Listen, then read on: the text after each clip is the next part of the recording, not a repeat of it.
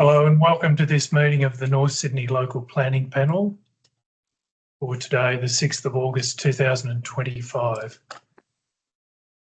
On behalf of all present and those watching via Teams, I would like to acknowledge the traditional owners of the lands on which we meet and to pay our respects to the ancestors and spirits past and present. My name is Stuart McDonald and I'm the chair of today's panel meeting. We have a full panel today of 4 members.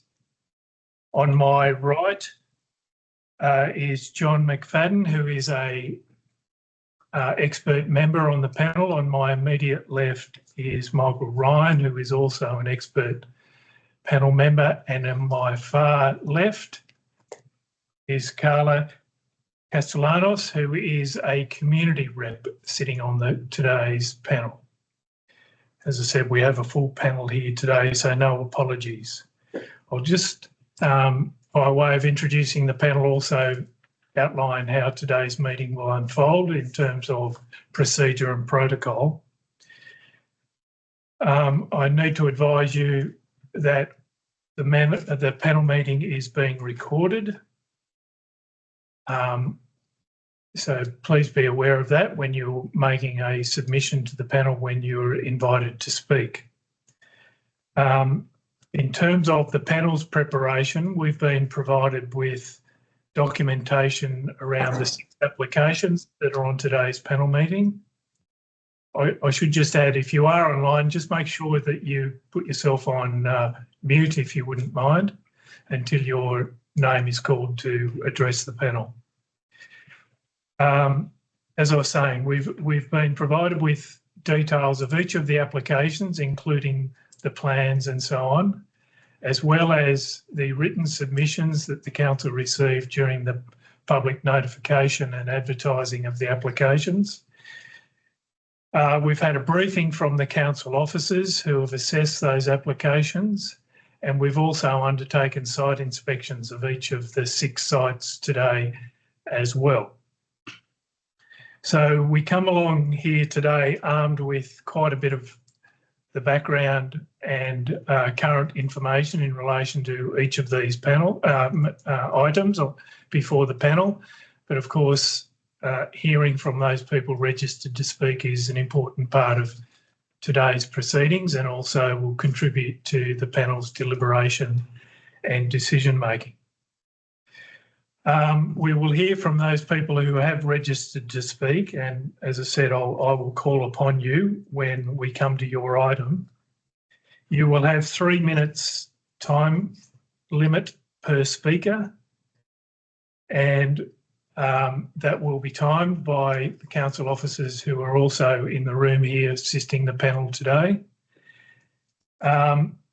If there has been a speaker prior to you, and you largely agree or in part agree with their presentation and the points they raised, that's fine just to say that you agree. You don't necessarily have to go over the same territory, but I don't want to limit you to the extent to which you want to raise matters with the panel as well. Once we've heard from all the speakers, I will then close the public meeting and the panel will retire to consider all of the information and then determine each of those applications. And the decisions of the panel will then be published on the council's website, and the interested parties associated with each of those items will also be notified by the council of the outcome of the panel's deliberations. After you have addressed the panel, just pause for a moment because the panel may have questions of you. So just be prepared that we may seek some clarification or some further information from you after you have addressed the panel. All right, we have, as I've mentioned, we have 6 items on today's agenda. I'm hoping that each of the people who are presenting today to the panel have had the opportunity of reading the council's assessment report. so you understand what is being recommended and the reasons why, and that you'll be able to frame your presentation to the panel based on that knowledge. But if you haven't, also just please let us know so we understand the context in which you are presenting to the panel. All right, we'll move on to each of the items as they appear from 1 to 6 in the panel agenda. And the first item is DA number 110/25, and the address is 29 to Brook Avenue, Cremorne. It's for demolition, extension, renovations and lift installation to an existing house, and also some garage extensions. We have one person registered to speak, and that is Mia Cooson, who's the owner of the property. Mia, are you in attendance? Yes. Yep. Yes. You're on mute, Mia.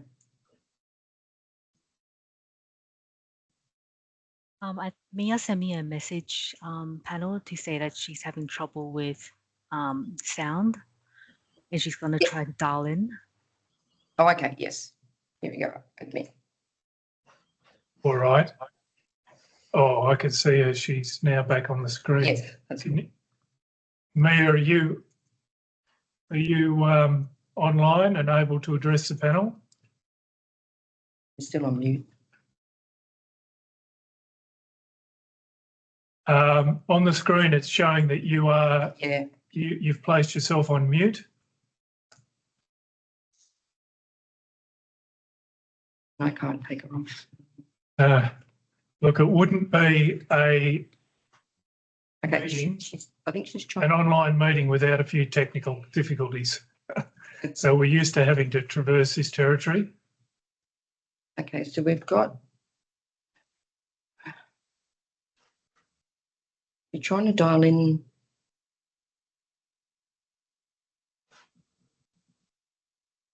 We might have to come back to this item, Mia. Yeah. So can't. Yeah. Hello. Hello, it's Mia here. Right. Okay. We've got you, Mia. Yes. Hi, everyone. I'm so sorry. I had trouble getting audio on the link, so I've just had to telephone in and conference call in. No, that's fine. We can hear you loud and clear. Hopefully you've heard the prelim that I delivered, but in short, you have 3 minutes to address the panel, and the panel may have some questions of you. So please go ahead. Okay, thank you. Actually, I didn't really have anything to address the panel about. I just wanted to attend the meeting and answer any relevant questions if you had any. All right, I'll just go around the panel to see if there are any questions. Panel members, any questions of Mia? No questions, Mr. Chair. No. Look, we don't have any questions. We have that recommendation for approval, as you're probably aware. Okay. So on the basis that we don't have any questions for you, you're off the hook. But thank you for attending today. So the panel will determine this matter after we have adjourned the public meeting later today. We'll consider this matter further, this development application, and make our decision following the public meeting. Okay, thank you very much for your time and consideration. Okay, good. You're welcome to leave the meeting now. Thank you. Thank you very much. All right, bye. Bye. All right, we'll move on to the second item, which is DA number 118/25, which is 9 Lodge Road, Cremorne. Again, it's a single dwelling house and involves alterations and additions to that detached house. We have one speaker registered to speak and one observer.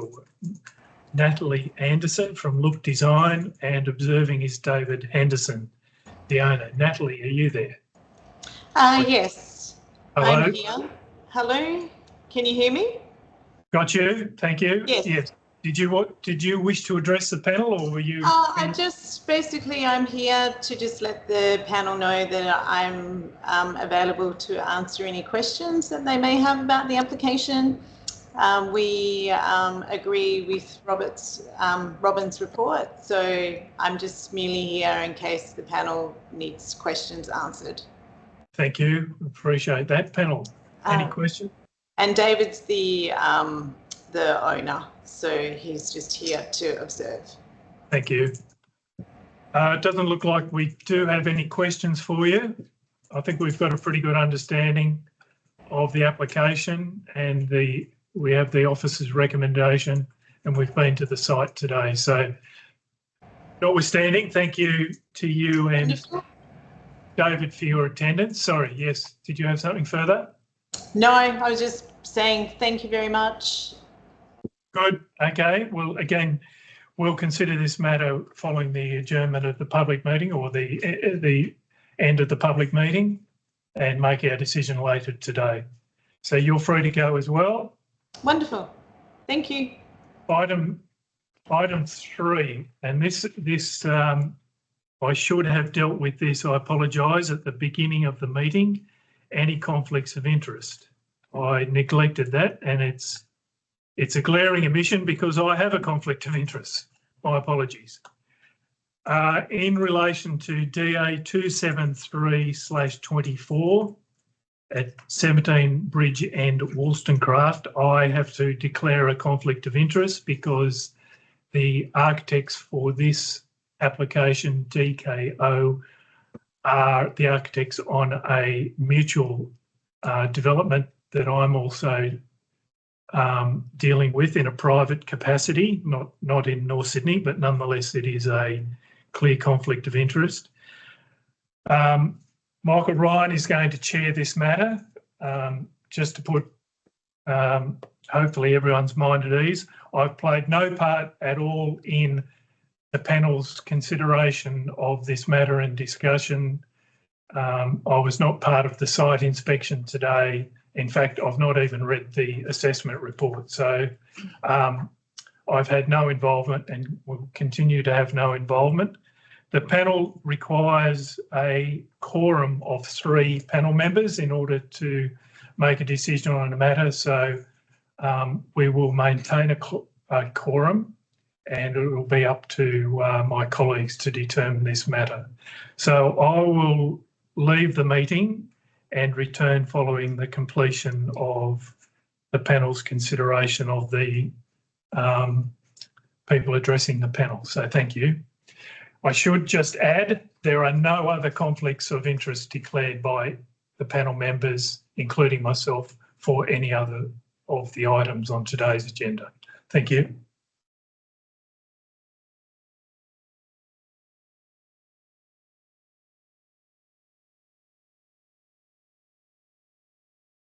Good afternoon, everyone.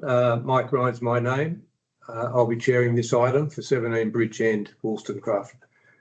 We have 2 people who are submitters speaking against the development, and then we have representatives from the planning firm, the architectural firm, and the applicants, and that which we'll deal with after we've heard the submitters. So I'd like to call upon Chloe Chen. Are you there, Chloe? Hi. Hi. Hi. Yes, I am. Hi. Hi. You have 3 minutes, so please go ahead. Yeah. Thank you. Good afternoon. My name is Chloe. I'm from Unit 4, 15A Bridge End. I am speaking for myself and our Strata Committee to formally object to DA 273 at 17 Bridge End. This proposal, because of its clear non-compliance with the Council's own rules on height and site coverage, will cause profound and permanent harm. For me, it will mean the complete loss of sunlight in all my living space and my entire private open space. My home will be cast into shadow. This isn't a minor inconvenience, it's a fundamental and permanent loss of amenity. And I'm not alone. My neighbors in Unit 3, 7, and 8 face a similar drastic loss of sunlight. It is an impact that the applicant's limited shadow diagram suggest will affect us all year round. This proposal also fails to respect the unique character of our neighborhood.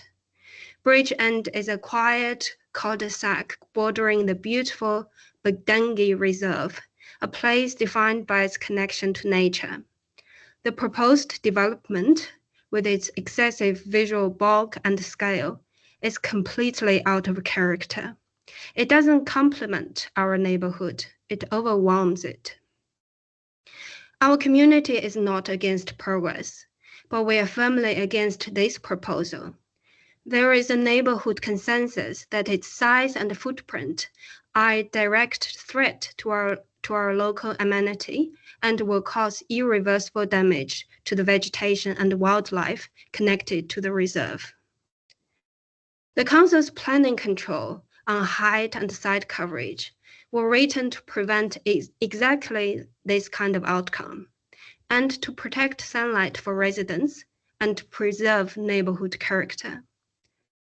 We urge you to see this application for what it is, an overdevelopment that prioritizes bulk over balance. We respectfully ask you to enforce your own rules, to protect our homes and our environment, and to refuse this application. Thank you. Thank you, Chloe. I'll just ask the other panel members if they have any questions. No further questions, Mr. Chair. Thank you. Questions of the speaker? The speaker, you just heard from, do you have a question? Yes, sorry. One question.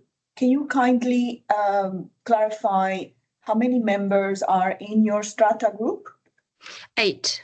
There are 8 members in the owners corporation, 3 members in the strata committee. Thank you. And lastly, your area of affectation is your open space, or you also have windows that are going to be overshadowed? Yes, my bedroom window, my living room, my open space, and my neighbor's bedroom living room. Thank you. No more questions. Okay. Chloe, can I just confirm, so you adjoin immediately to the south? Yes. Are you in the front building, the building adjoining Bridge End, the roadway, or further back down the site? 15A, so there are 3 buildings further to the south. I'm the one in the middle. You're the one in the middle. Okay, I thought so. Okay, thank you. Could Chris Sanders, are you there, Chris? Yes, I'm here. I'll just turn my camera off. Come on. Welcome. Hey, welcome. Hey. Please go ahead. Your 3 minutes starts now. Thanks. I'd like to object to the DA 273 at 17 Bridge End for a few reasons. The setback for the car lift is not 3 meters from the site boundary, and it is going to have impact on the solar access for my bedroom windows, and the solar diagrams, they've emitted the windows on the north face of the building. I live in 15. I'm right on the corner.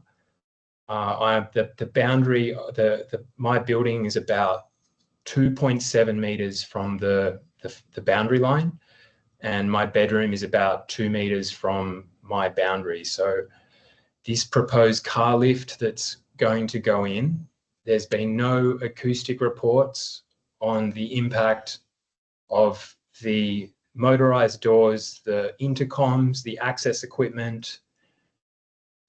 These driveways are going to be in use all the time. At the moment, there's only 24 bedrooms in the blocks next door, and I understand there's going to be about 63 bedrooms in the proposed building, with 3 levels of underground access or underground car spaces. Just that they haven't even mentioned how noisy this lift is going to be and what they're going to do about sort of minimizing that. They're planning on planting a water gum on the roof of this structure, which is a 10 to 15 meter tree. So I'm going to lose even more of my winter sun. So Also, the car lift will break down. They do break down. There's nothing you can do about that. And when they do break down, it's going to be a nightmare to try and find parking on the street. Yeah, and that's pretty much it. It's too big for the area.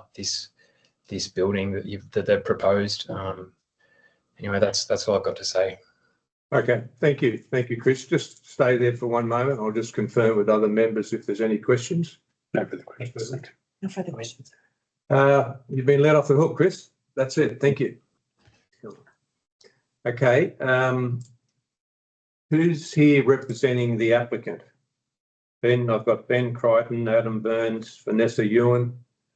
Who is going to take the lead on this one? Mr. Chair, if you're happy, I'll commence. It's Adam Burns here from Think Planners. Then I might hand to the architects who are also registered. If the client wishes to make a comment after that, then they may, but at this stage, it may well be that we only need the two presentations. Okay. I'm here. I'm Vanessa. I'm representing the applicant. So yeah, I will, at the end, I'm happy to take my time to speak as well. Thank you, Vanessa. Thank you. Go ahead, Adam. Thank you, Mr. Chair, panel members, community and colleagues. We intend to pursue this application and we submit to the panel that it should resolve today to approve this application, subject to two things, receipt of an updated basic certificate and finalisation of the Sydney Trains concurrence. There's some messages in this report that we'd like to just sort of step through and clarify. Firstly, the report confirms that the Council is content with a substantive number of elements of this proposal. It's content with setbacks. It confirms that it's compliant with the ADG. We've got traffic and parking commentary from staff. We're happy to condition.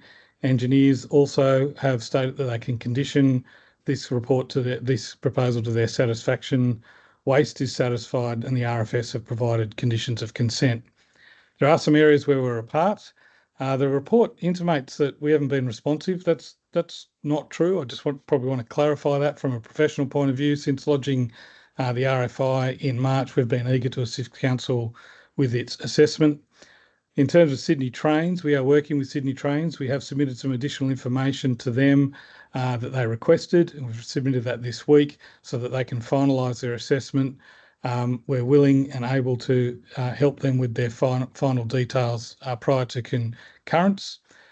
Height is obviously related to the height clause 4.6 and also solar.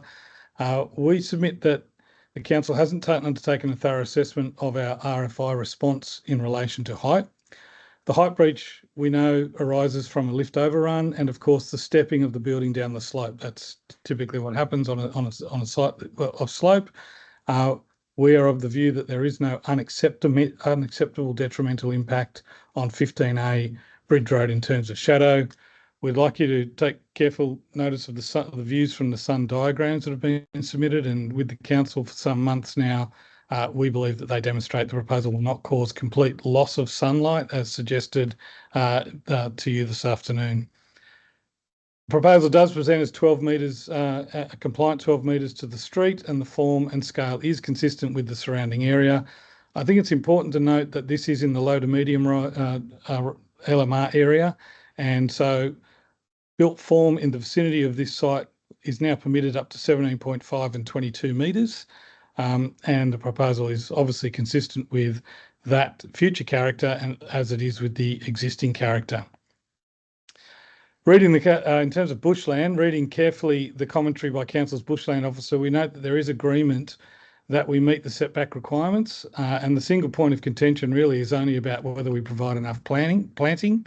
We understand that the bushland officer wants more bushland, we get that, but we are proposing a balance of turfed area for residents and endemic bushland planting, and also responding to an RFS bushfire mapping layer. The site is zoned R4 and rightly protects adjoining bushland, and we think balances out the response to bushfire. In terms of views, there is no view impact, and we noted this in our RFI response, so we've concluded there's no impact. Council hasn't undertaken an assessment of this, so we're a bit bemused and uncertain as to why this is a reason for refusal.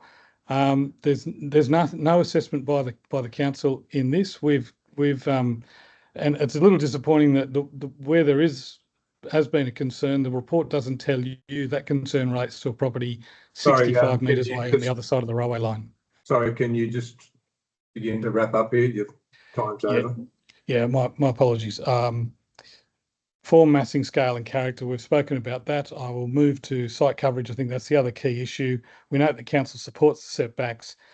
Council report also confirms we comply with the ADG in terms of deep soil. We believe that the site coverage is appropriate, carefully worked through.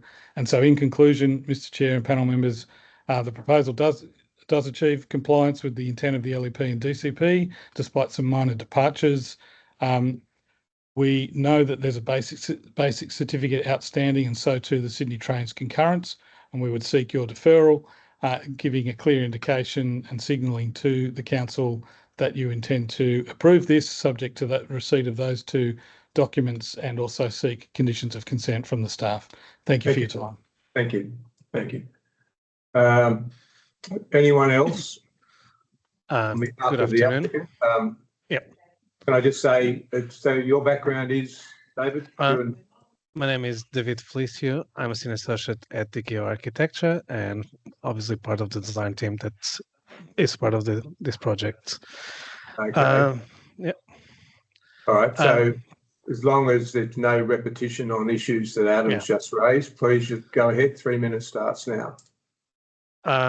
Yeah, just to confirm, it's like I do agree with what Adam said, and especially in terms of the overshadowing of the apartment that Chloe mentioned previously. It's like we've done analysis at the winter solstice.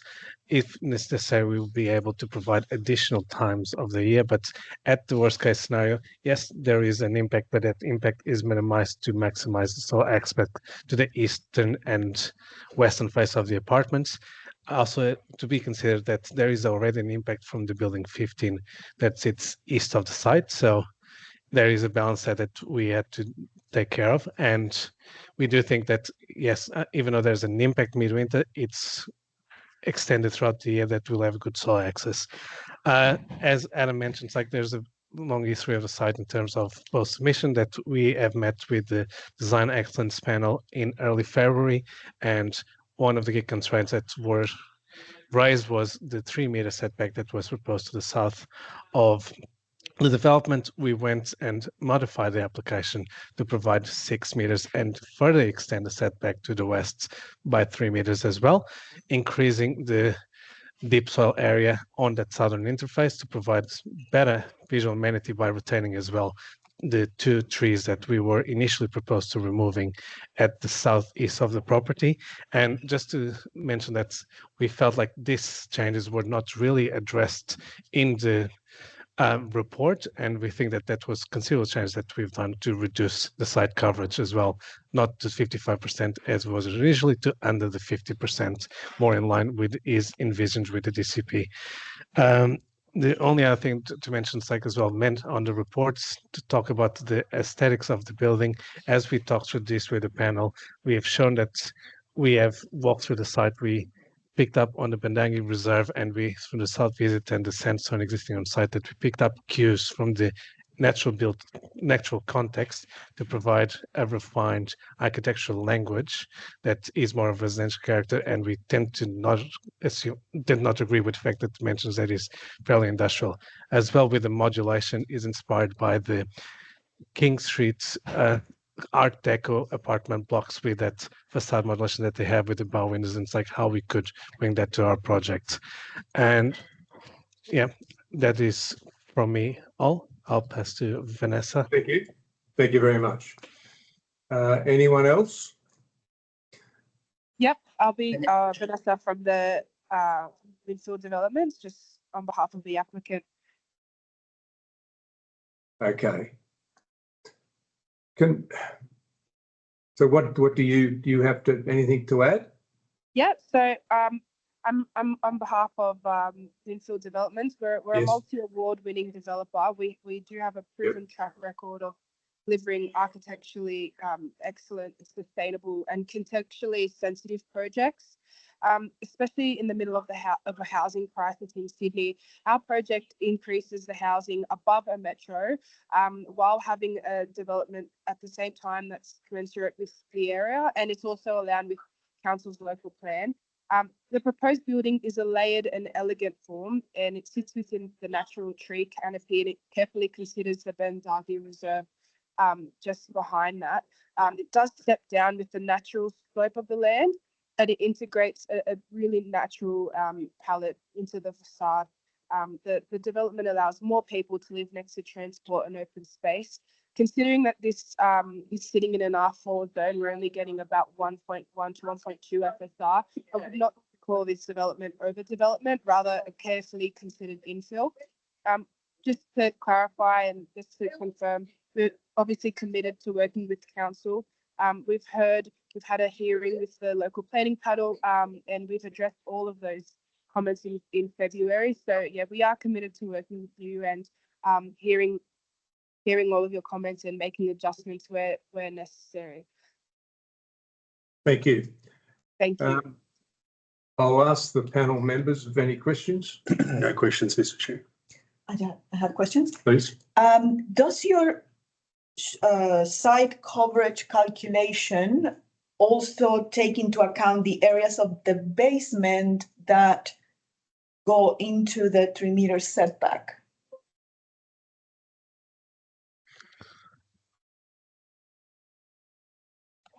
I'm just double checking, but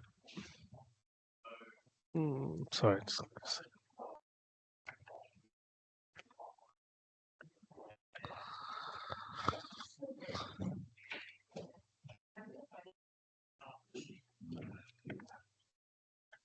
It does not.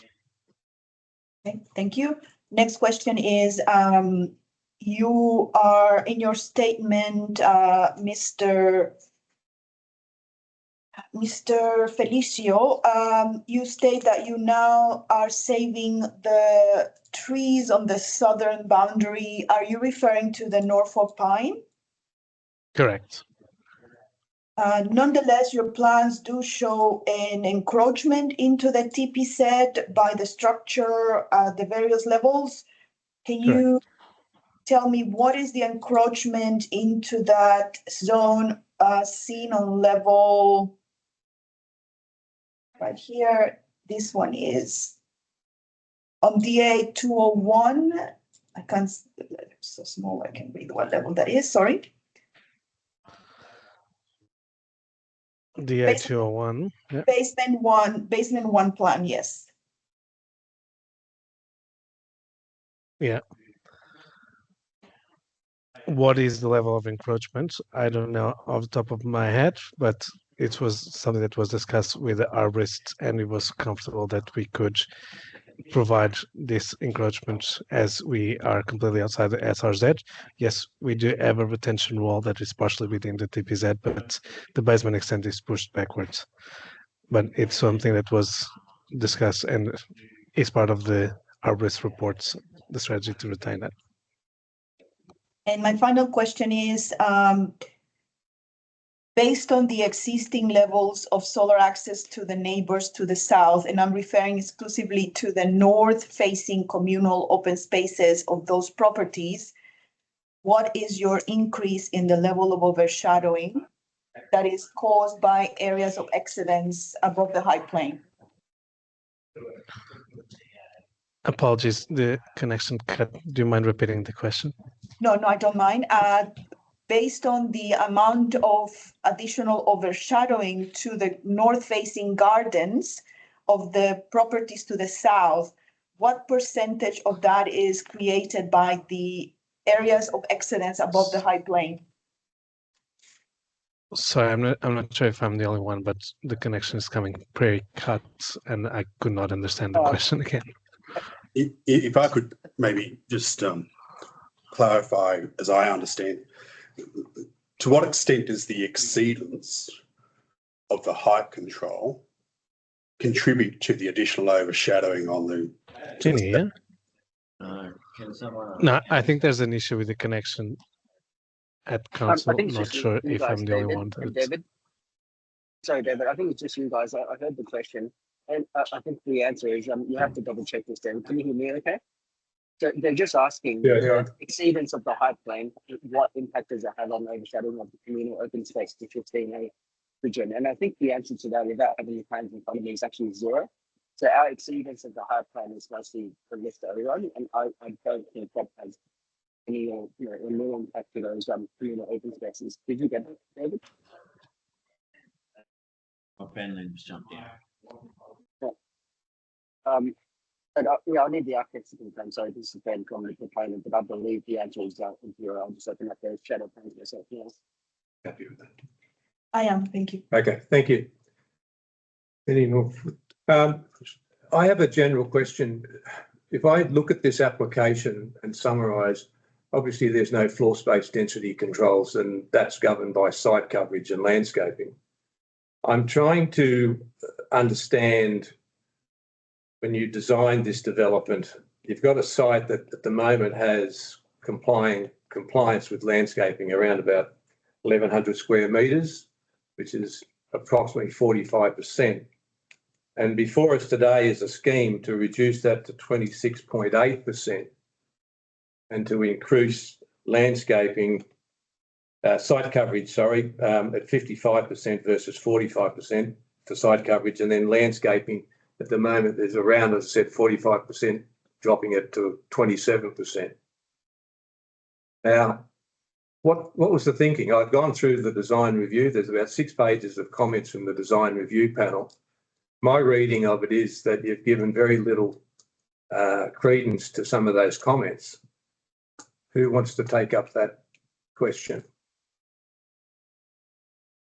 I'm happy to, in the absence of the architects, because you're reading some comments that were given in February, and unfortunately the report does not then discuss the responses that we have made since then, and some of those responses including improving the setbacks, and you'll note that now council is content with the setbacks.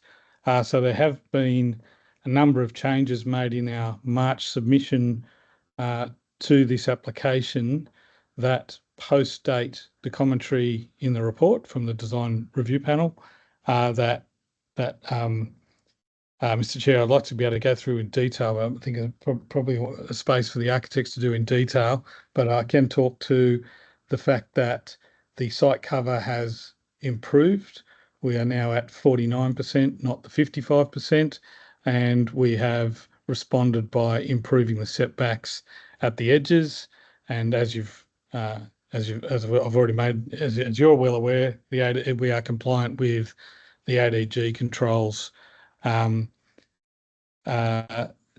the only other thing to mention is it's obviously a narrow site, and that site means that with significant depth that needs some careful design considerations, design responses. We think we've done well with respect to the setbacks and being consistent with what council's seeking. Okay, thank you. No further comments? Okay, thank you very much. We'll now move on to our next item. We'll just get our chairperson.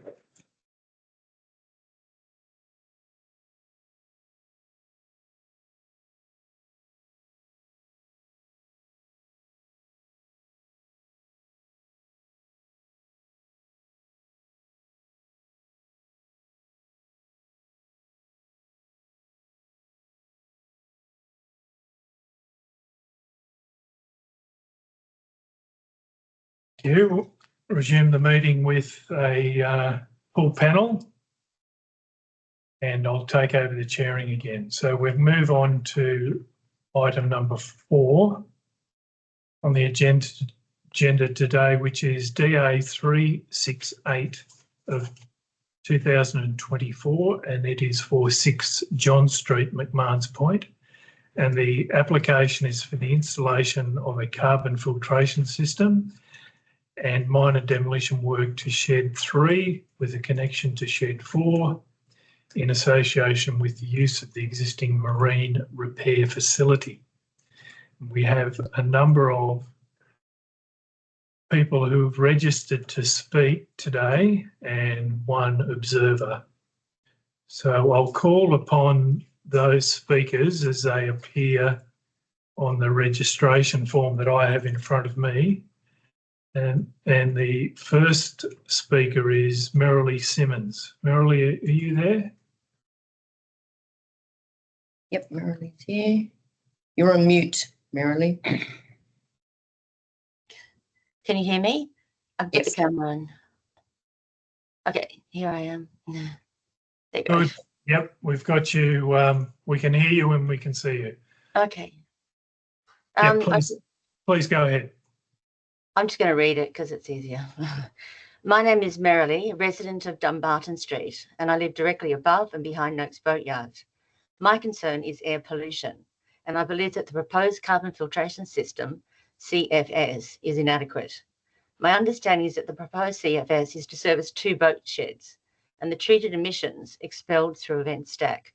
With this understanding, I am concerned that only 2 of the 4 working sheds will be connected, and the vented air is not monitored independently to the yard.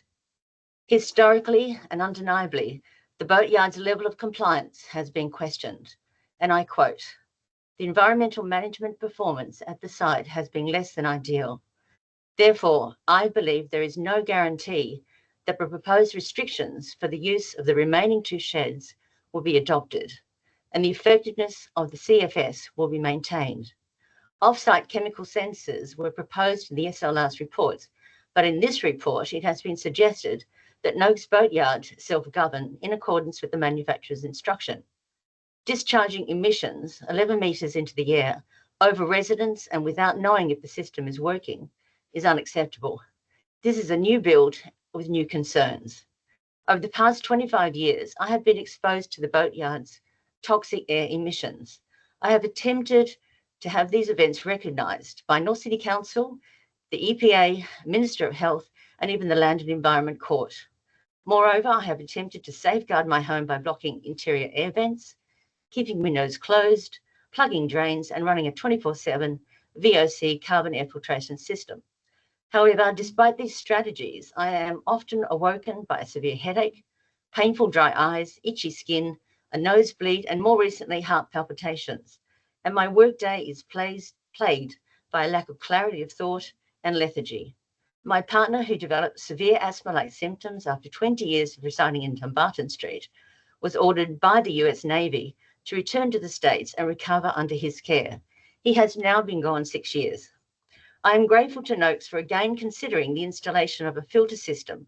However, and for reasons mentioned, I fear that the inadequacies of the proposed system impart a false sense of security and that in fact place residents at a greater risk of being exposed to higher concentrations of toxic chemical emissions. I therefore request that North City Council do not approve the Noakes proposed CFS unless all 4 boat sheds are being serviced by the system and a chemical sensor monitoring system is adopted to govern air quality around the perimeter of the yard and local to where the air is being expelled, and that the system is monitored independently to the boatyard. I wish to remind the panel, as decision makers and in their role within council, they are obligated to consider the health and safety of their constituents, and that clean air is a fundamental element for the health and well-being of an individual. I thank you for listening. Thank you, Merrilee. Any questions of Merrilee from the panel? No. No question. No. Sorry, one question. Yes, I beg your pardon. Please go ahead. Thank you, ma'am.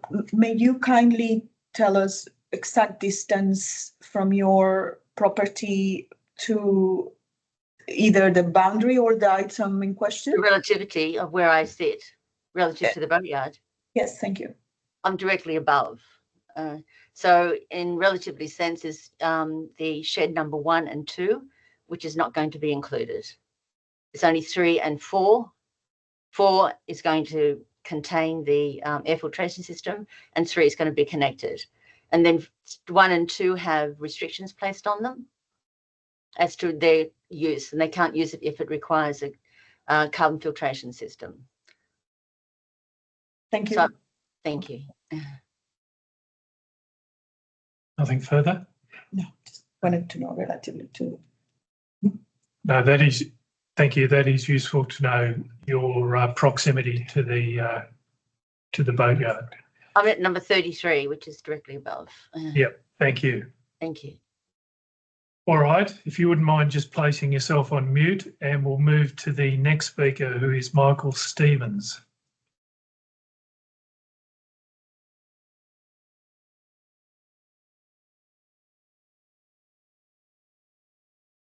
Hello, can you hear me? Got you, Michael? Yes, we can see and hear you. Please go ahead. Thank you. I am Michael Stevens, a local resident for 20 years, the founder of North Sydney Harbour Care. I have recorded cleaning the beach opposite Noakes Boatyard for about an hour, more than 20,000 times, so I am very familiar with its operation. I am passionate about maintaining the iconic character of Berries Bay. I worry about the effect on the health of those who breathe in the polluted air that comes from the boatyard. My main concerns are that the conditions set by the Chief Judge of the Land and Environment Court in September 2022 for the use of the filtration system are not included in this DA, and the removal of one shed from the system, contrary to the recommendations in their SLR consultant's report. With Noakes' history of breaches of consent and licences, I am concerned that after the installation of the CFS, spray painting may occur outside the two connected sheds. Stannards and Noakes have a history of not completing approved developments, so I am concerned that the CFS may never be installed. Noakes now say that they are using shed 1 for storage and have applied to connect only 2 sheds to the system.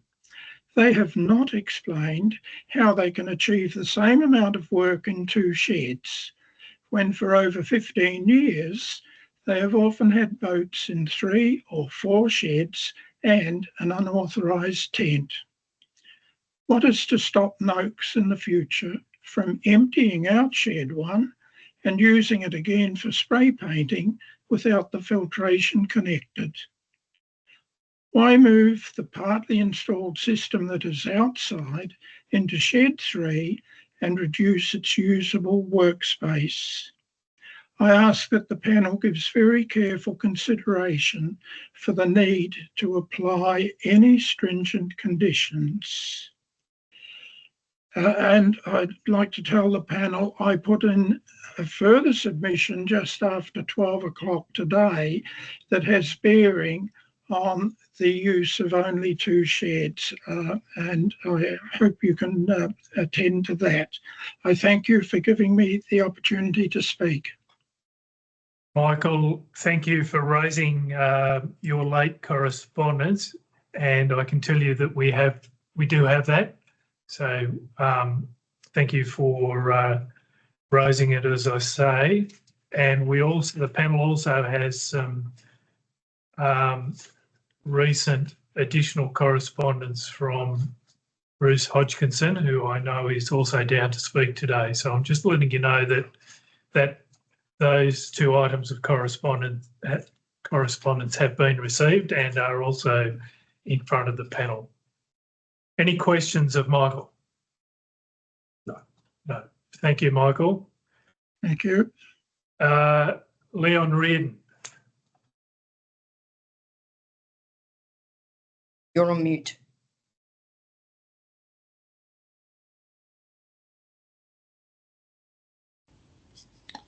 Can you hear me now? Gotcha, Leon. Thank you. Yes. Just turning my camera on as well. Thank you. Okay. Well, good afternoon. Thank you. My name is Leon Reardon. I live at Unit 2, 13 John Street, immediately opposite Noakes Boatyard. Allow me to begin by saying that I support the installation of a carbon filtration system on the property. In fact, any improvement on what we have already is welcome. However, the major issue with the current proposal is the proposed consent condition relating to noise. You mentioned Senior Counsel Bruce Hodgkinson's note to you, where he will provide the legal analysis as to why the proposed conditions of consent relating to the noise are inappropriate. I won't repeat Mr. Hodgkinson's arguments, but rather I'll look to provide a less legalistic, perhaps more layman's view of the issue. The case that Mr. Hodgkinson refers to was a grant of a development consent by Chief Justice Preston only 2 years ago to put in a carbon filtration system on the plant dealing with the contaminated air from 3 of the 4 sheds. The proposal also involved a relocatable shed that was also considered by the judge and conditional consent granted.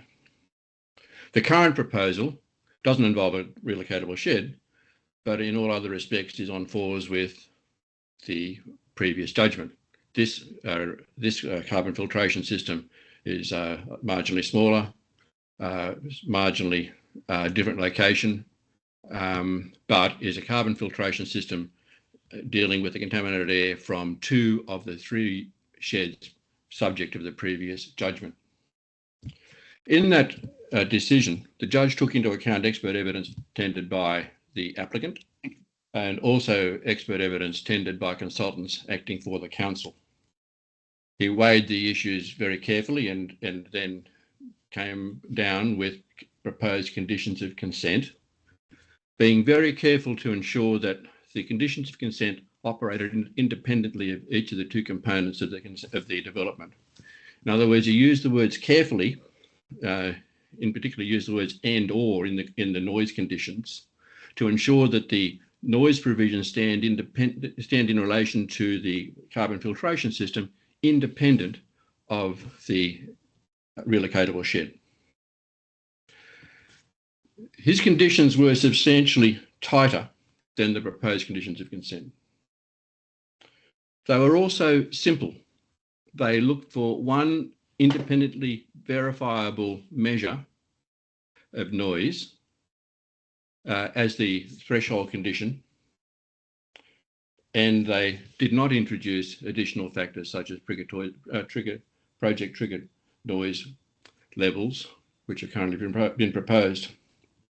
It's important that these conditions of consent were easily independently verifiable.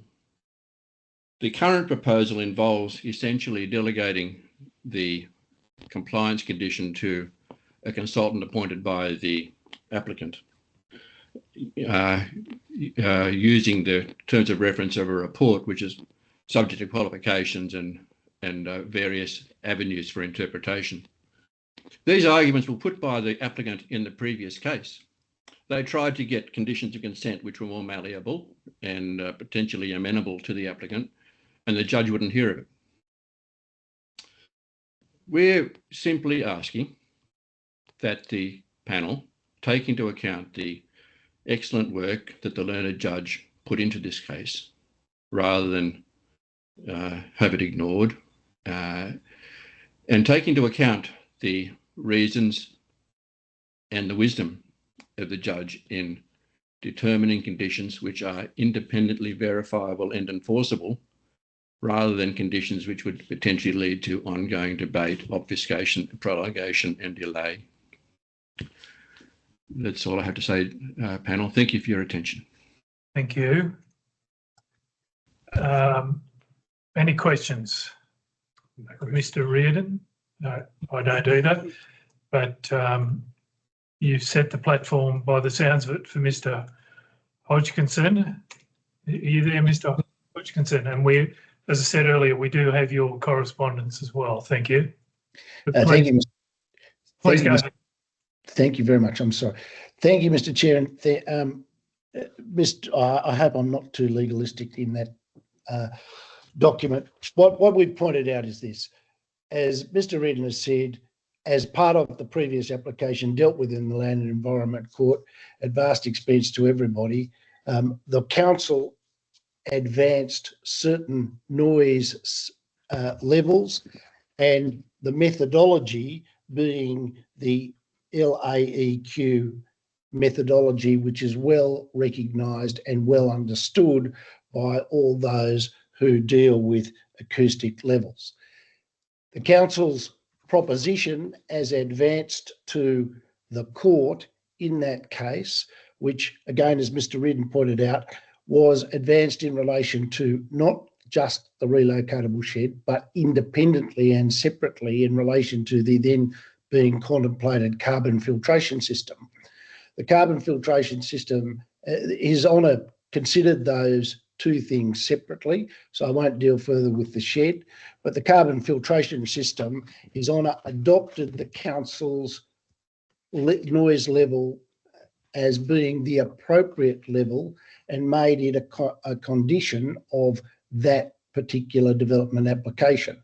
Now, the fact that that application has lapsed is not a reason to depart from the level that the council sought at that time and which was adopted by the Land and Environment Court. Indeed, without some compelling reason to depart from that level as advanced by the council, there is no basis to depart from it. The material which has been submitted in relation to noise as part of this development application does not even attempt to justify a departure from the Land and Environment Court level of acoustic noise.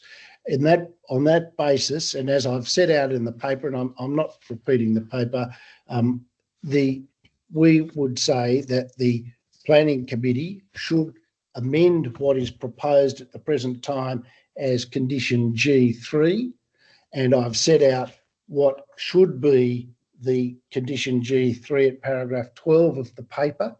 That condition, you please do check, but that condition is lifted directly from the judgment in the Land and Environment Court, being the adoption of the council's acoustic noise levels in that case.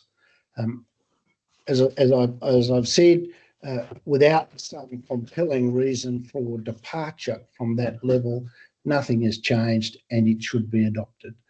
Thank you, and I'm very happy to answer any questions that you might have. Okay, thanks, Mr. Hodgkinson. I think we understand your position and that of Mr. Reardon, but I'll just check with my colleagues. Any questions? Thank you. Thank you for your presentation. I just need to understand that there is no opposition to this carbon system going in at the moment. What the objection is that, in your opinion, it doesn't cover the same area, or that it doesn't deliver the same level of filtration as it was dictated by the Land and Environment Court. No, so I've been asked to speak on my own interests as a resident, and also as on behalf of the strata plan for the Waterman, which is in Munro Street. We're not objecting to the installation of the carbon filtration system. Indeed, we support any system being introduced that provides better emissions. What we have pointed out, though, is that when considered by the Land and Environment Court, the acoustic noise levels created by that were set at a particular level, and that what's now being advanced is that that level should not be adopted and some higher and different level should be adopted. We see that that is inappropriate. There's no basis for it. No basis has been advanced for it. And given that the judge did consider this in detail, including the competing submissions from the council and from Noakes, we urge the Planning Committee to adopt what was there advanced by the council as being the appropriate level, which is a more stringent level of noise emission than is proposed in the application, but nevertheless it's an appropriate one and has the benefit of having had the court's analysis. No more questions, thank you. Thank you. Thanks for clarifying that, Mr. Hodgkinson. I don't think there are any further questions. So thank you to all those speakers. There's no representative of the applicant? No. Registered to speak? No. No. All right. Thank you for attending and assisting the panel on that item at 6 John Street, McMahon's Point. The panel will consider your submissions, both verbal and written, as well as the remainder of the information we have in front of us, and make a decision following the closure of this public meeting today. All right, we'll move on to the next item, which is item number 5, which is DA 80/25, and that is at 79 Union Street, McMahon's Point. We have one registered speaker, the architect Peter Lonergan. And I can see you're on the screen, Mr. Lonergan, with a colleague. Yes, this is Doug Hammersley. He's the architect who's been working with me on this project. Good. Okay, thank you, and welcome to you as well. Thank you. Thanks. All right. I'm not sure if you've been tuned in for the entirety of the meeting, but you have 3 minutes to speak, and you will have heard the context in as much as we've been to the site. We in fact met one of your clients today on site, and she was good enough to show us around the building. And we've got the drawings and we've got the assessment report. So and your documentation as well, including your heritage assessment. But please go ahead and present to us what you wanted to bring to the panel's attention. Yeah, well, thanks for the opportunity to address the panel. I think essentially we have a heritage disagreement. The proposal is restricted entirely to the rear secondary portion of the building, other than a small window above the stair at the top of the principal form of the building, and some conservation works that we plan to do, the plaster and the timber joinery in the front portion of the house. But the council's officer refers to the rear portion of the house as a service wing, and that its significance is so great that it can't be altered in any way. From your site view today, you would have seen that rear wing is much altered. The openings have been altered, the walls have been amended, an additional floor has been put on the top, an external stair has been moved internal, such that the functional use of the building, the entire building, the connection of the principal form of the house to the secondary form is compromised to the point that that disconnection makes the use of the house very, very poor.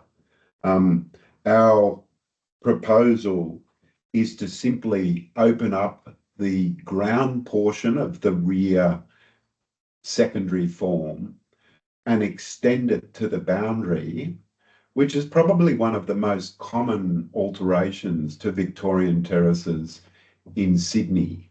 I mean, I can't think of a terrace house in Paddington that hasn't extended that secondary form to the boundary on the ground floor.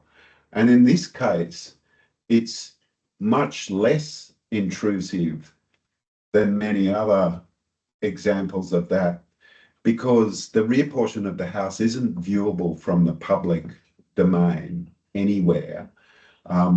At the moment, there's some slight view of the rear of the house from 45 Thomas Street, but when the 4-storey building that's being built on that site is completed, the view of the rear of this house will be completely obliterated from Thomas Street. So I say that there's no impact on historic views to the item, that the rear portion of the house is fabric that's not of high or even moderate significance, and that the refusal serves no good reason other than to obstruct the simple and practical use of the heritage item. Good, thank you. The panel may have some questions, so just be on standby. Colleagues, any questions for Mr. Lonigan? Mr. Lonigan, do you know the exact height of the rear fence adjoining number 45 Union Street? I don't think there's any fence there at the moment. I mean, I think there's a sort of a 1.2 metre high wall there, but that'd be altered to an 1800 high fence. I mean, I think we're kind of waiting to see what the impact of the house at 45 is before we put up that dividing fence. It'll be really determined by that. I think there's some, there are some privacy impacts, potential privacy impacts from that construction. But the wall that runs along the boundary between 77 and 70. What number is this one?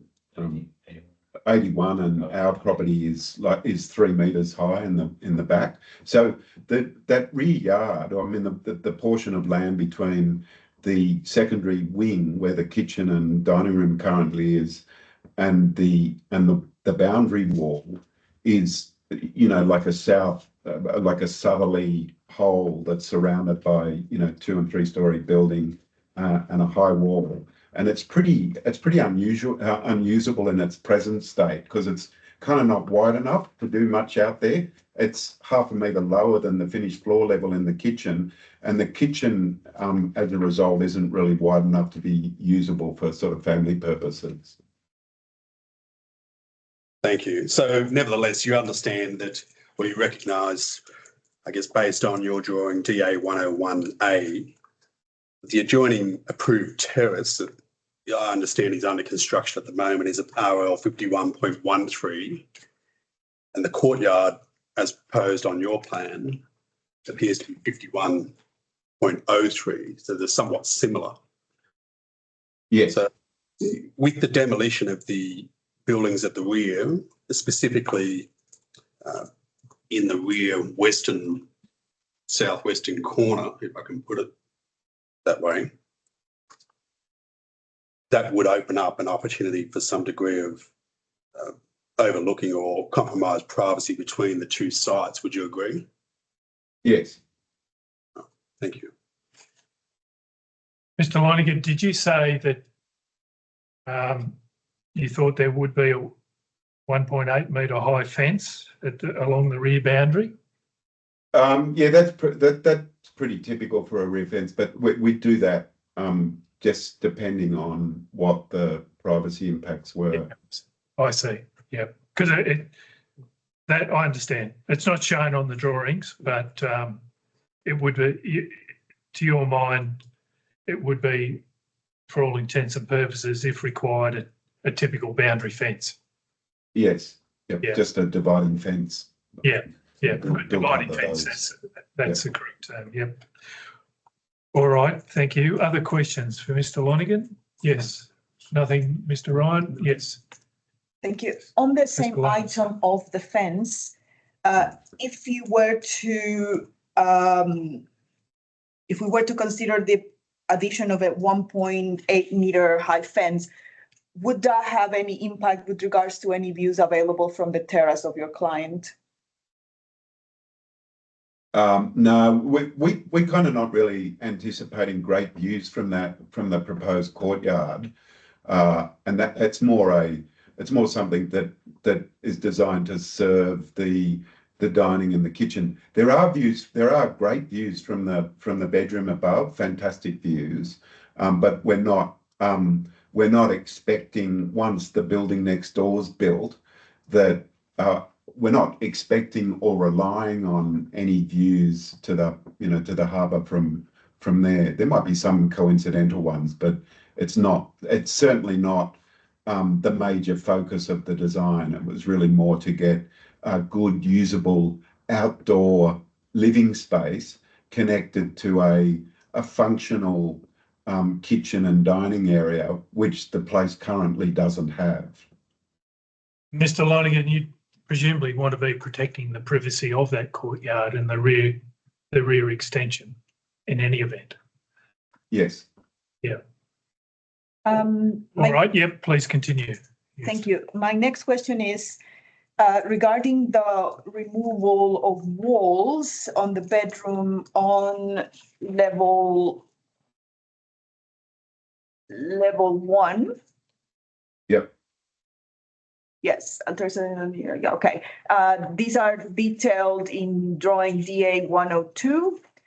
And that wall, can you confirm that the removal of the wall that where now the bed would be located is the one that coincides with the area below, as the wall that is removed directly to the one edge of the dining table? Yes, it is.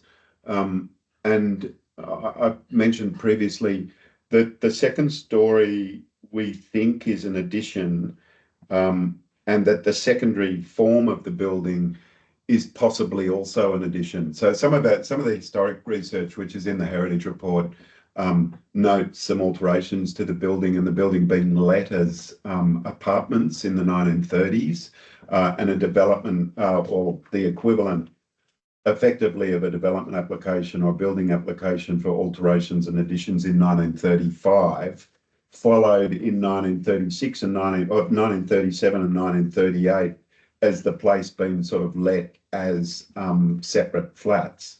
I think when you look at when you saw the fabric today, you would have noticed the numerous alterations that are visible in the brickwork, but in the bedroom where we're just talking about bedroom 3, if you walk down the hallway and stop at the nib, directly underneath that nib is a large fireplace, and then on the outside of the building is a chimney, but there's no breast or flue in the chimney. The chimney's been removed to facilitate that hallway to that bedroom. So those things, those kind of tells in the fabric tell me that rear portion of the building has been greatly altered.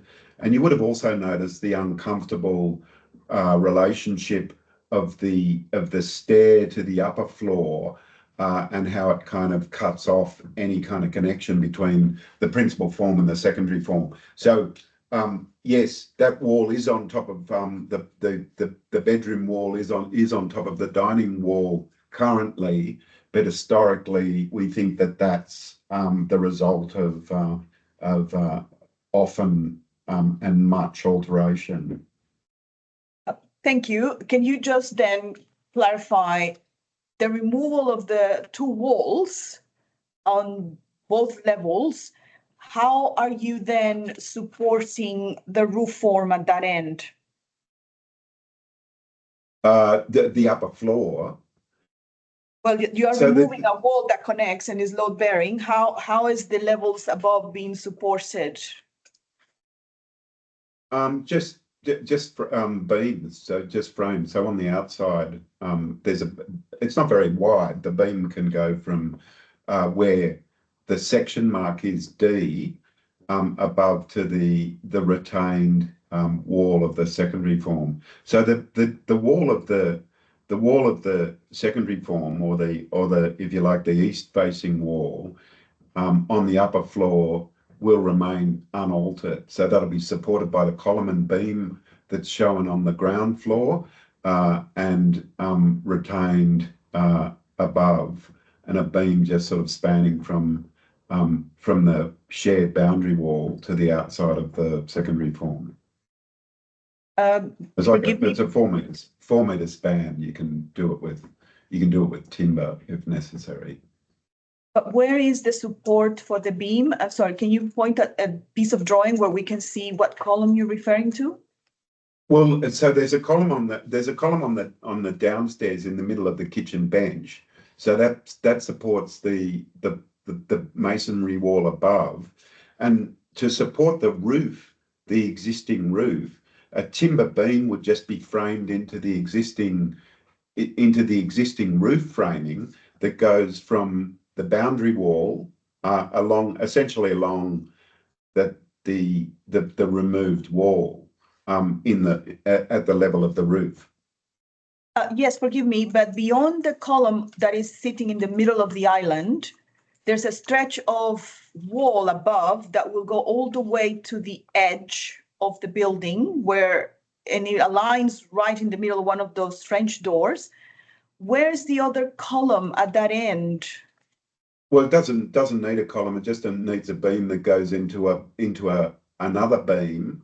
So you run a beam along the top of door DO1 and DO2. So you just run a steel beam along there, and then a beam that runs back towards the street that's supported more or less mid-span by the column in the island bench, and supported at the beam that runs over those two doors. It's fairly simple, small domestic engineering. It's not difficult at all. Right. And the last question I have for you is, how do I get and how do I service those planters that you're proposing of the bedroom on the upper level? How do I get in there? Well, you don't have to get in there. You can kind of open the window, or you can just you can service them from the courtyard level. Just in my recollection, aren't the windows of that upper area fixed? No, I don't. That's not the intention that they be fixed. But you can get to it from the bottom anyway. It's like it's a roof garden. It's not kind of intended for any other purpose other than for it to be a roof garden. And the only servicing that it'd need would be kind of weeding and cleaning it out from time to time. Probably there'd be a contractor that'd do that. There'd be an automatic watering system in there, and it wouldn't need kind of constant access. No more questions. Thank you. Okay, thank you. Nothing further, colleagues? No. Thank you. Thanks for taking us through all those design questions, Mr. Lonigan. It's appreciated and it helped our understanding. All right, there's nothing further, I think, on this matter for the time being. We'll consider this item at the following the public meeting and make our decision later today in a closed session. But thank you for your attendance today. Okay, thank you. Thank you. Bye. Bye. All right, panel, we're moving on to the last item on today's agenda, which is item 6, DA 57/25. And the address is 4 Holt Street, McMahon's Point. And this development application is for the partial demolition of an existing structure and erection of a new 3-storey single dwelling with roof terrace and related landscaping. And we have 4 people registered to speak. And I'll call those names out and I'll leave it to the representatives to determine who's going to speak first. But as they appear on my paper, we have Justin Ning. Are you there, Justin? No, Justin's not on here. Okay. Mark Alves and Pablo Cartagena, both architects. We've got Mark. Yeah. Mark? Yep, we're both there, thank you. Oh, you're both there, thank you. And James Lovell. We've got James, yep. Yes, I'm here. Yep, okay. All right, we've got 3 of the 4. Who'd like to... Matt, perhaps Yeah, James Lovell, I'm a consultant town planner. I might start, and if there's any questions that are directed towards the architect, obviously they can answer them. I don't propose to make any detailed submissions other than to say that the applicant is pleased with the way the application has progressed, and they were able to respond to some queries from the council assessment officer along the way. I can also advise that they're satisfied with the recommendation of the report and they can accommodate the.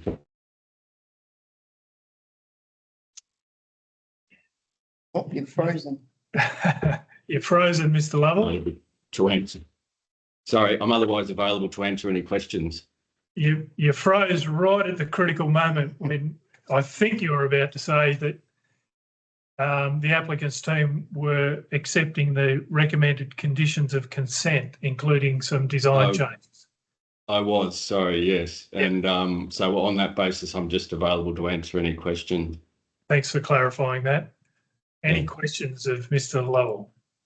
No, no questions. Sorry, just is he answering questions for the architect, he said, or we wait until the architect presents? Perhaps we'll hear from the architects as well. Did you have a presentation you wanted to give to us as well, or anything you wanted to bring to the panel's attention, gentlemen? No, I just want to mirror what James has said. We agree with the panel's decision and we're happy to proceed based on the recommendation, and the consent conditions are fine too. We've got no issue with them. Just here to answer any questions if the panel has. Okay, thank you for that. The panel members have any design questions? Presumably we pitch them to you, do we? Sure. Yep, okay. Right. Yes, Ms. Castellinis. Thank you so much. Page one, see, DO drawing B0002 of the development application by done by MAP Architects shows the site, number 104 Holt Street, surrounded by what looks like warehousing, manufacturing properties. As part of this application, have you done a contamination analysis to know that none of the activities in the facility or the former surrounding warehousing or manufacturing light industrial properties has not seeped into or under this property, and that the property is suitable for now a residential habitation? Carla, I can perhaps answer that. The answer is yes. So the DA was accompanied by a contamination report. It's referred to on page 16 of the council officer's assessment report. And that concludes that there are no contaminants and that the site is suitable for the proposed use. So just to clarify, the report limits itself to the land where this proposal is being proposed, or there is an analysis of whether there are contaminants surrounding sites that might have zipped into this property? Well, if there were any contaminants that had seeped onto the property, they would be identified as part of the assessment of the contamination of the site itself. So the preliminary assessment was done in accordance with the requirements of the resilience and hazard set. And as I said, the council staff have reviewed that and are satisfied that it satisfies the requirements of the set. Understood. Thank you. And my last question is with regards to the layout shown on page, sorry, my iPad is frozen at the moment on the right page, but the area of the garage seems to connect to other habitable spaces at that level, namely a cinema and other areas. How do you propose to stop carbon emissions from the vehicle to enter all these other habitable areas? There is a door connecting, so there's the garage, right, which you can see on the plans. Then there's a storage room, and there's a wall and a door that separates the storage garage from the rumpus. If there is, my apologies, because in my drawings, it appear as if that was all one connected area without a door. There's separations there, there is. Okay, I'll have a, can you give me the number of that page, please? Oh, the plan that I'm looking at. Yes, please. It's B1001. Issue G. 100 G. Thank you. I will have a look at that. Thanks. Sure. That's all for me. Thank you. Thank you. Sure. Yeah. Are there any opportunities at the front of the site for some planting? I mean, it's a very harsh or hard edge there. And I note the context of the surrounding development, but there's also development within the visual catchment of this site that does have things like planter boxes and so forth in order to soften the effect of the development. Have you given any consideration to planting at the front of the site? Not particularly, mainly because the height of the existing gable wall that's proposed to be retained. So the height of that actually is higher than the first floor or the second floor level. If you look at it on section AA, page B3000, it would close up the balconies even more. So there might be an opportunity to do it within that opening that we're proposing to extend up, but we were trying to make that balcony feel as open as possible. So there might be an opportunity to place a form of planter on the Juliet balconies above, but they're also pretty small in their footprint. So I wouldn't be 100% sure, but yeah, I would say it's more likely a planter proposed on the second floor plan of B1003 rather than the first floor plan. Sure, thank you. And I acknowledge, or perhaps you'd like to confirm, the overall height is around 500 mil lower than what was previously established on the site. Mm-hmm. That's correct. Yeah, 40 millimetres, yeah. Mr. Chair, I'd just like to note the submission of Ms. Sarah Smith of 83 Union Street. In her submission of the 31st of July, she has indicated that unfortunately she won't be able to attend the meeting. I'd just like to acknowledge her submission and the comments raised in relation to views and so forth, and the panel will give those appropriate consideration. Thank you. Yep, thanks for raising that, Mr. McFadden. So just so the applicant's representatives are fully in the picture, the panel's received some correspondence, as Mr. McFadden said, from Sarah Smith at 83 Union Street, who's raised some potential view impacts. We do note that there is a view analysis forms part of the application, and we did discuss any potential view impacts when we're out on site today. So the council officers did give us a briefing, but just so you're aware, we did get that late correspondence, and we'll take that into account, like all other correspondence in relation to this application when we deliberate. This may sound like a random question. The wall separating the cinema and the rumpus on the ground floor, is that a solid wall? Yes. So how do you get access to the rumpus room? Well, there's another door in the hallway on the other side. Yeah, where do you get access to that hallway? You got the bathroom and the laundry and the courtyard. So you go through the garage. Sorry? You go through the garage or through the courtyard? There's two different access points.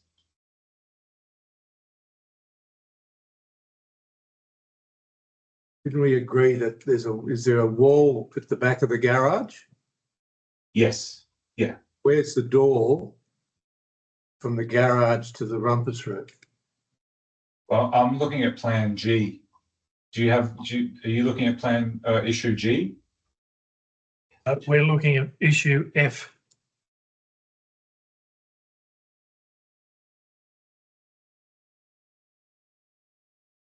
Let me have a look.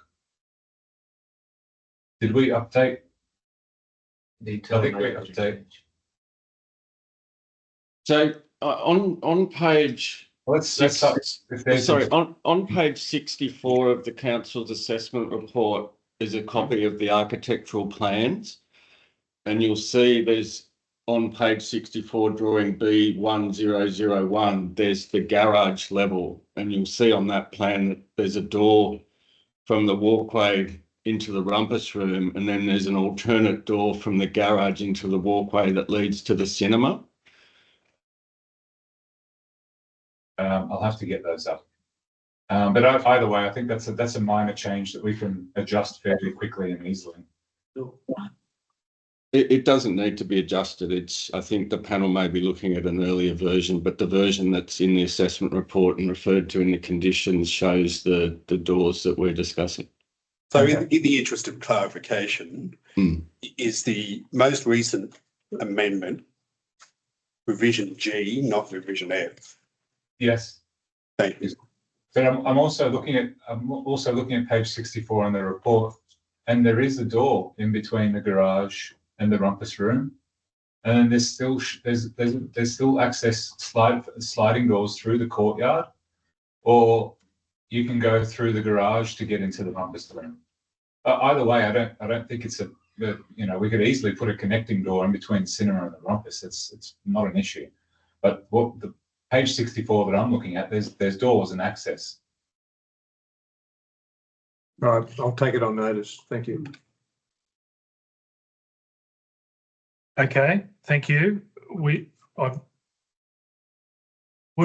clarify the relevant drawing issue or revision numbers with the council officers, just so we're clear what exactly is being approved. But at the moment, the draft condition of consent, which is on page 32 of the business paper, condition A1 refers to revision F drawings.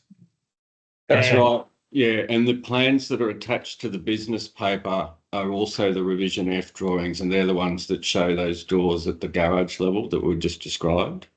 Yeah. Okay, well, I'm struggling to see a second door in the garage. We don't have a door on that garage plan, sorry. We have one door leading from the garage into the hallway, and there is not a second door shown in the rear wall of the garage. In line with the wall of the courtyard. You have to get through the rain. Okay. We look, as Mr. Ryan said, we'll just take it on notice rather than labour the point in the public meeting. We'll just get our heads around the drawings. Perhaps sure. We're misunderstanding them. But worst case would be that if it's unclear that there is a door in that rear wall that leads into the hallway that in turn leads into the rumpus, it would be possible to put a door in there, in that wall. Absolutely. Yeah, not an issue. Yeah, okay. Good. Any other questions? No. Thanks for that. It looks like it's a solvable problem if the problem does indeed exist.